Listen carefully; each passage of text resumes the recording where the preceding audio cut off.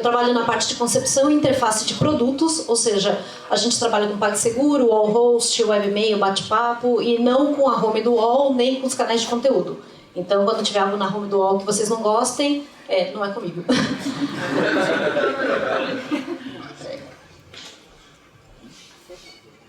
Eu trouxe aqui algumas imagens para a gente ver que, assim, quando a gente vai consumir produtos ou serviços, uma coisa que a gente já ficou natural, a gente já busca por meios de pagamento que sejam em cartão, débito ou crédito. Né? Quando a gente vai em algum lugar comprar alguma coisa ou consumir um serviço e não aceita, é uma frustração, assim, a gente fica, pô, como é que eu vou pagar para esse cara, né? E o PagSeguro, percebendo isso, ele resolveu começar a investir realmente em máquinas leitores de cartão que funcionasse aí nas lojinhas, nos camelôs, nos feirantes e tudo mais. Então, no final de 2013, chegou essa demanda pra gente, fazer a interface de uma maquininha que fosse leitor de cartão. E aí, começou assim, se descortinou pra gente um universo de coisas novas, não querendo fazer nenhum trocadilho com a empresa, mas no começo, assim, a gente viu uma tecnologia nova que a gente não estava habituado. A gente estava acostumado a fazer site, já tinha uma experiência em fazer aplicativo, mas de repente caiu no nosso colo fazer essas maquininhas.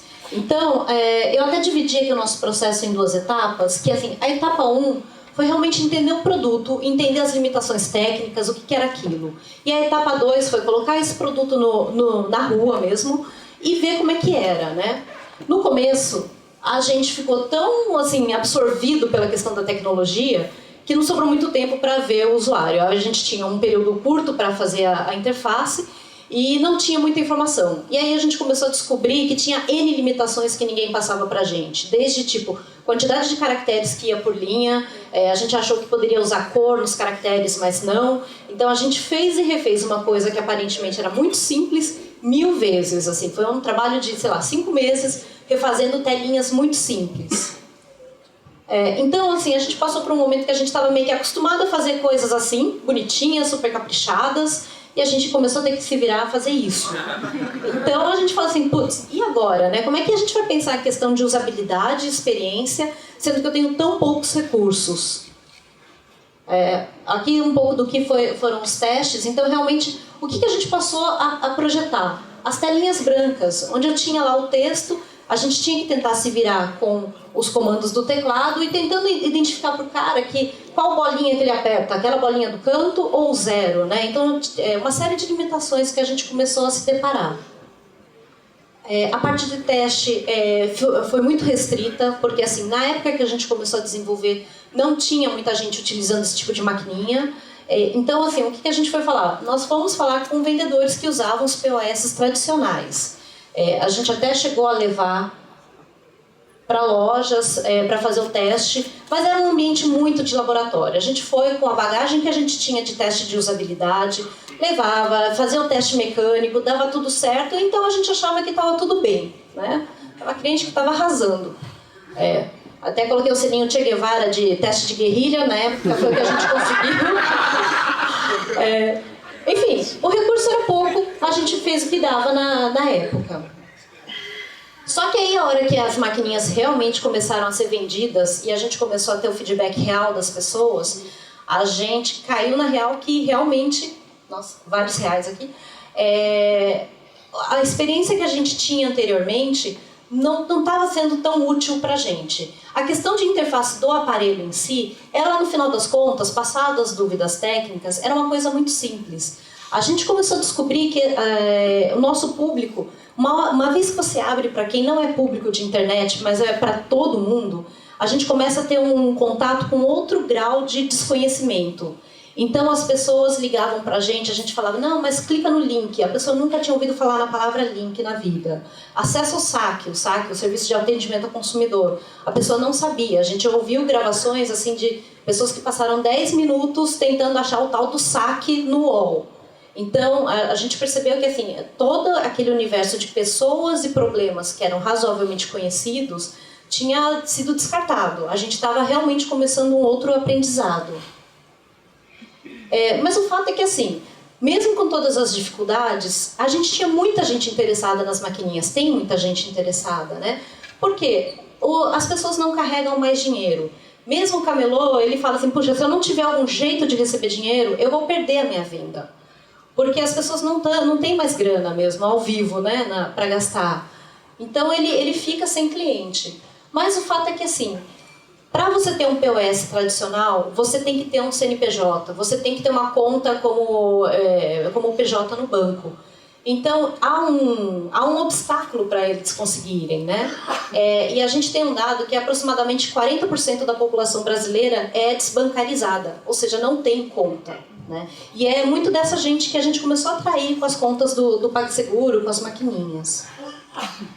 E aí, assim, a gente começou a acompanhar esse pessoal para descobrir quais eram as dificuldades, né? E a gente descobriu que, por exemplo, o fato da bateria acabar no meio da feira, por exemplo, era um super problema. Uma coisa é o nosso celular acabar a bateria um dia, né? A gente recorre a uma tomada, a gente tem aqueles carregadores portáteis e, em última instância, ninguém vai realmente ter um problema com isso. Só que quando o cara depende disso para a venda dele, é um baita problema. Ele deixa de efetuar uma venda porque, de repente, a bateria da maquininha não durou o tempo da feira inteira. Outro problema era o sinal. A gente teve problemas sérios de sinais lá no começo. A gente tentou Wi-Fi, as maquininhas aceitavam 3G, nada funcionava, né? A gente tinha... os vendedores comentavam com a gente, eu fiquei um dia inteiro sem conseguir vender com cartão. Imagina o lojista, o dia inteiro sem vender com cartão, porque naquele dia Vivo, sei lá, deu um piripaque e não funcionou, né? Então, isso é uma coisa, são coisas que a gente foi descobrindo ao longo do desenvolvimento e realmente da utilização do produto, que, assim, e além da questão da tela. E aí a gente tinha que, de alguma maneira, não só a gente, né, mas toda a equipe mesmo, tá pensando melhor na experiência do usuário. Isso foi muito legal porque, de repente, os desenvolvedores, até que ficam lá nos seus reinos, né, separados da gente, eles começaram a perceber que tinham coisas que eles poderiam fazer, de fato, para minimizar isso.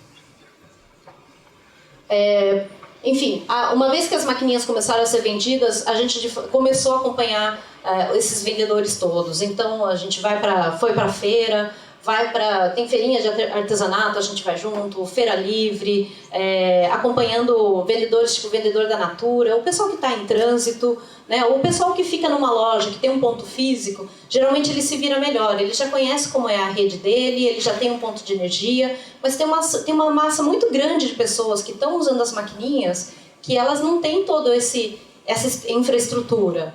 Então, a gente começou a ir atrás dessas pessoas, entendendo quais eram as dificuldades, e a gente começou a perceber que, assim, essa galera realmente é um uso bem diferente do que a gente estava habituado. Eles não usam muito a internet via computador, por exemplo. Essa moça que a gente chegou a conversar, ela nunca acessava. Ela acessava o extrato pelo celular e aquilo era o suficiente. Pelo celular ela transferia para a conta dela, né? Então, começa a ter outros hábitos de uso que até então realmente saía do que a gente estava acostumado, né?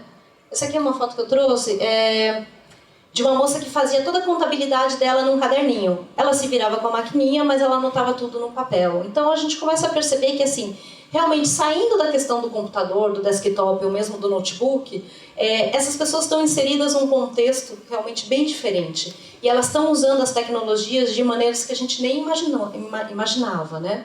E aí, entendendo isso, a gente está começando a repensar alguns serviços lá da casa para atender a galera, né?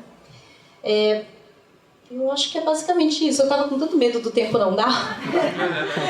Eu trouxe aqui também alguns dados do Sebrae. O Sebrae tem uma pesquisa interessante sobre MEI, que acho que a última versão deles foi de 2013, só para complementar um pouco desse público que a gente está mirando com os leitores de cartão.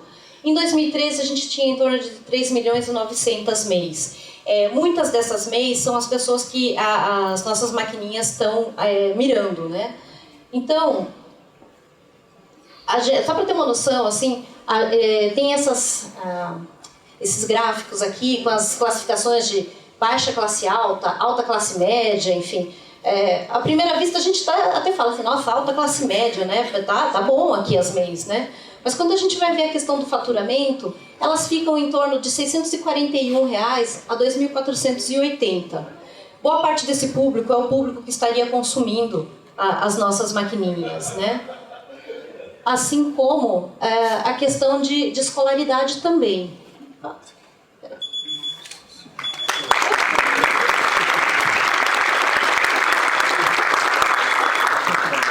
Não, eu só queria finalizar que assim, isso aqui é só para dar um retrato, não que todo mundo que consuma a solução esteja nessa faixa, mas muitas das pessoas com quem a gente conversa tá por aí. Então a gente precisa entender de fato quem são eles, o que eles entendem para planejar melhor as interfaces e as experiências.